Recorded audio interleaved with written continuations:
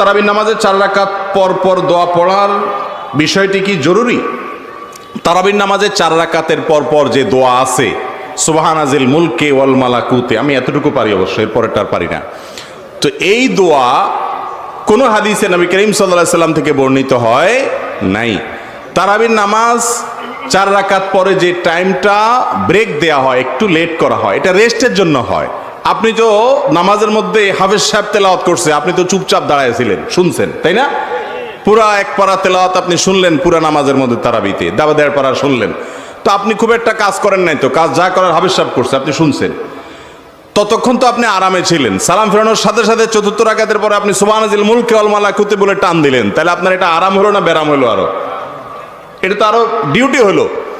তো এই ডিউটি আসলে কোরআন হাদিস দ্বারা বর্ণিত নয়। আমাদের দেশে অনেক মানুষ এখনো তারাবির নামাজ পড়তে বললে বলে, হুজুর এখনো দোয়া মুখস্থ হয় নাই।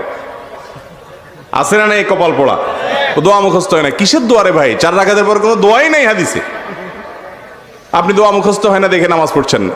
4 রাকাতের পরে গ্যাপ দিয়ে এই টাইমে একটু নাস্তা, একটু চা পানি, একটু রেস্ট, একটু উঠা বসা, কোমর ব্যথা দূর করা, ওযু লাগলে ওযু করা, এগুলোর জন্য এই গ্যাপটা দেয়া হয়েছে। কিন্তু আমরা ওইটাকে ওই সুবহানাল মুলকে পড়ার পেছনে লাগাই, যেটা কোনো হাদিসে বর্ণিত হয়নি। মনে রাখবেন, কোরআন এবং হাদিসে যদি কোনো আমল বর্ণিত না হয়, সেটাকে যদি আমরা আবশ্যক বা সিস্টেম বানিয়ে নেই, তাহলে সেটা বেদাত পর্যন্ত যেতে পারে। অতএব এই বিষয়ে আমাদেরকে সাবধান থাকতে হবে।